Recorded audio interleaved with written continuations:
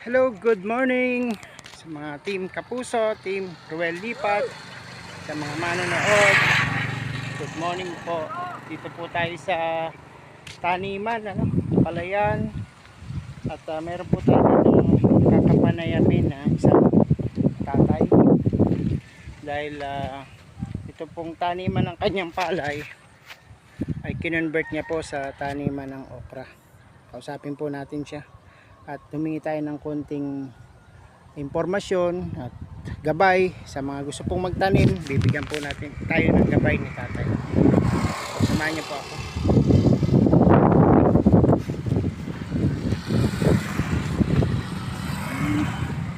Tay, magandang umaga.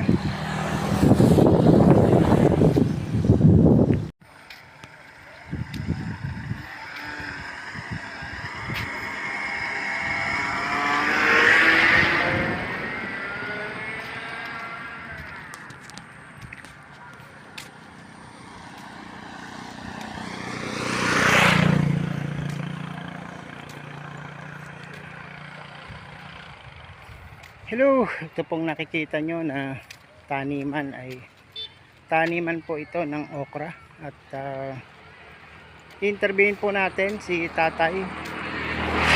So, siya po ay magbebenta ng bunga ng okra. Tatawid po muna tayo. Tay, magandang umaga po. Pwede bumakal ng okra? Pwede pong bumakal okra. Ay, bistado nyo ako, tay. Nakita ko kasi kayo ay masipag. Pwede ko po kayong maibidyo at makapanayam para yung iba nating manonood ay matuto din sa pagtatanim ng okra. Unang-una, tay, bibigyan ko muna kayo ng regalo. Bagong t-shirt po yan. Para po meron kayong souvenir sa aming team. Po si Dong Tigidong, tay. Ano pa pangalan nyo, tay? Po si Amado Villaflor. Gusto ko lang po sanang malaman, ito pong dating taniman nyo ng palay ay kinonvert nyo sa okra. Ano pong naging dahilan nyo? Subukan naman. Yan. So tingin nyo ba ay mas advantage o mas kumikita tayo dito sa okra? Kumikita. Mas maganda, ano? Ako ba ay mapagbibilhan nyo nito kahit halagang 20? Pwede. May lalagyan ka. Opo, kukuha muna ako doon sa aking pwesto. May mga katanungan pa akong konti. Ito po bang okra, bukod sa healthy at madaling lutuin para sa gulay, meron po ba itong mga herbal na pwedeng panggamot? Meron kayong alam? Pwede po siya ipanggamot sa mga sugat, ganyan, mga lagnat. Wala naman po sa history nyo, sa mga nalalaman nyo sa matatanda. Sa mga matanda mo naglalaga nito. Opo. Ano daw nila? Magaling daw, sabi. O magaling sa pang-supplement, ano? Ginagawan tsaa o kaya yung mapulot, yung malagkit na sabaw. So ito pong sukat ng inyong okrahan. Natatandaan nyo kung ilan ang sukat nito? Guys, tignan nyo, napakalaki, oh. Siguro ito may sa tansya ko, ilan kaya ito, tay? 1,000 square meter? May 1,000? Basta nasa ano. Tapos 1/4 to. Ito na, 3/4. Yung kasama yung palay na yan. Oo. 3/4 yung sukat nito. 3/4, okay. So sa 3/4 na hektarya. Ano po? Ayun, ang laki po, oh. Tignan niyo naman po. Ilang kilo po ang naha-harvest nyo dito sa ating mga okra? Ang gaganda, oh. So ayan ano, magit 30. 30 kilos sa bawat linggo o every 2 days, every 3 days? Pangalawang araw. So araw pagitan. Isang araw pagitan, ganito na agad. Ano, may mga malalaki na agad, oh. Ang bilis. Saan nyo po ito, minamarket? Yan lang sa sentro ng Bao, may kumukuha. May kumukuha na sa inyo. Ayan, si Tatay Amado ay talagang masipag, resilient sa kanyang trabaho at sa kanyang pamilya. Siya po yung inaasahan. Tama po ba, tay? O, tignan nyo yan. Ilan na po yung anak nyo? 4. Nasa 4, puro high school. O may trabaho na rin yung iba? Yung isa may trabaho na, yung isa wala, yung dalawa gaakar. Okay po. Maraming salamat tayo. Binigyan nyo kami ng pagkakataon na mabigyan kami ng video dahil marami po talagang gustong magtanim ngayon sa panahon ngayon. At yung iba pong palayan ay hindi kumikita pero kino-convert kagaya po ng sa inyo. Ano? Yung iba nga pakwan, kalabasa, gabi. Si Tatay Amado naman ay okra. Kaya ayan, ang ganda oh. Pwede tayong, paano mo yung pinipitas tayo? Kinukutsilyo nyo pa o kinukurot nyo lang? Pwede yung kukutan. Pwede rin. Pwede kukutan ko. Okay. Kukuha lang tayo ng isa. Sa sample ako. Yan. Ito.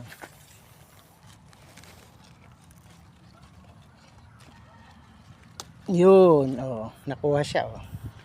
Si Tatay para madali, kutsilyo. O di mapupuno nyo to, no? Galing pa kayo doon kanina pa eh. Napansin ko kayo. Pabalik na dito. Ang ganda.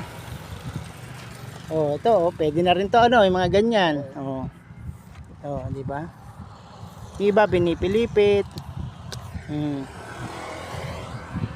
Di ba? Kinakamay lang yung isa, ayaw iba ano matigas. Oo, matigas nga iba.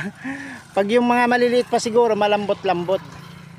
So sa tingin nyo tayo, aabot to ng 1 taon ay tuloy-tuloy pa rin yung pagbunga. Ay, di naman pa abot sa taon. Hindi pa abot.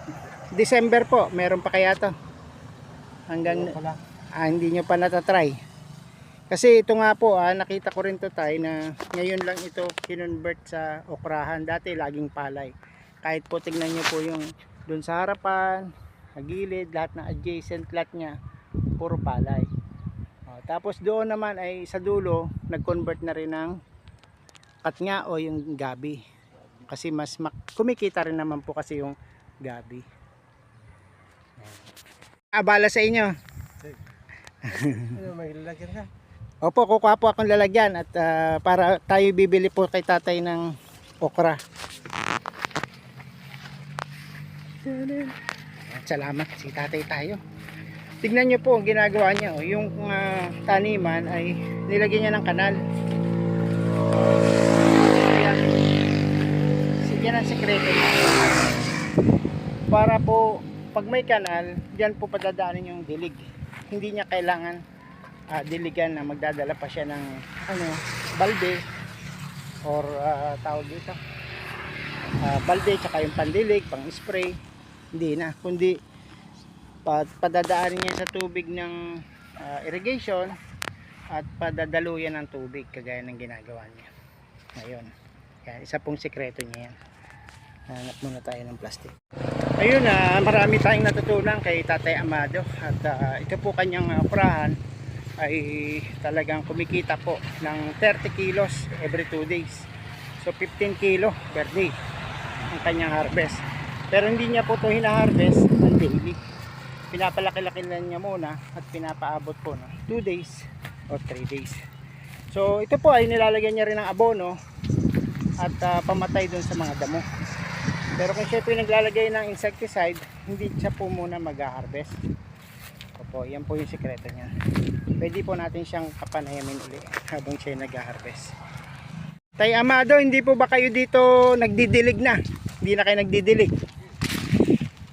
Yun ang kagandahan, konti lang yung maintenance. Kaya bibili tayo kay tatay ng halagang 20, kayo na tayo maglagay. Ito na lang to. Ayan.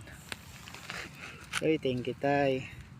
Ito ay papakain ko din ito kay mama kasi masakit ang tuhod. Maganda raw kasi ito. Okay, thank you.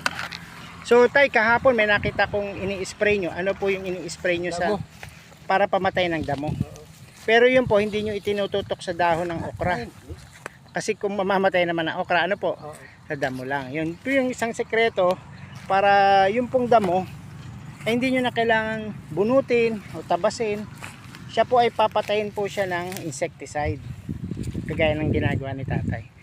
O, diba? Marami tayong natutunan. Yung pong pataba, naglalagay pa po kayo ng pataba? Meron pa rin. Ano po yun, yung powder? Ang tawag po doon ay sa pataba na yun. Urea. Ito po tayo, may isang katanungan tayo dito. Kagaya nito, maraming butas. Kalabay na po ng halaman, mga uod. Ano pong ipinanggagamot nyo dyan? ini-spray nyo rin siya. Okay. So may pang-spray si tatay sa uod, pero pag nag-spray po siya sa uod, hindi niya po yan i-harvest o pambenta. Kasi nga po, for food consumption po yan. Hindi po siya dapat 7 days. Kailangan pong umulan para mawala po yung pamatay sa uod. Ayan. Dami nating natutunan. So unang-una, kanyang pong palayan, kinonvert niya sa okra upang tuloy-tuloy ang harvest at araw-araw o halos 2 days may kita. And mini-maintain niya rin po, hindi na po siya nagdidilig dahil pinapadaan na lang po yung dilig sa tubig ng palayan. May mga tubig na po yun dyan. Lalagyan niya po ng kanal-kanal yung mga okrahan sa lupa. Yung pong kalaban natin na damo, uod, ini-spray niya po yan. And after nyan, tuloy-tuloy rin parang paglaki ng okra ay meron nilalagay na urea, kataba. Ayan. So yan po ang mga natutunan natin. Maraming salamat sa inyo, Tatay Amadeo, at sa mga manonood. Pwede nyo po itong i-share, i-like kung nagustuhan nyo po ang aking video. Maraming salamat. God bless po. Don't forget to go with God because God goes with you. See you. Ganda rin ang bulaklak ng okra. Ganda ng bulaklak ng okra, para ding orchids. Diba? Tay, thank you po. Dito na po ako.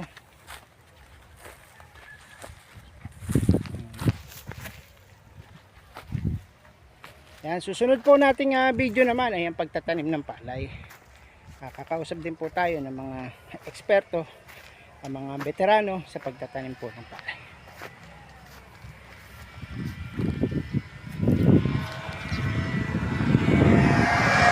Ito po yung tinatawag natin dito ng irrigation canal.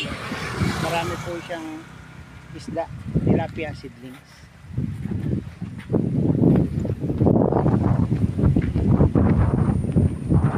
God bless po and more blessings.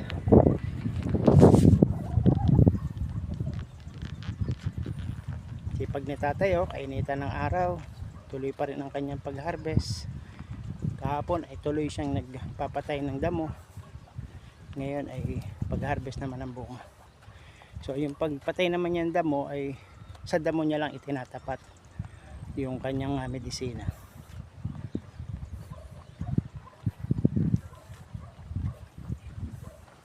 Lawak po, 3/4 na hektarya. Dating palayan, kinonvert sa okrahan.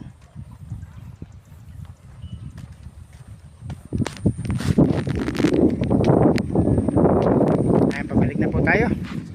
See you soon. Tay, good morning. Nice tatay.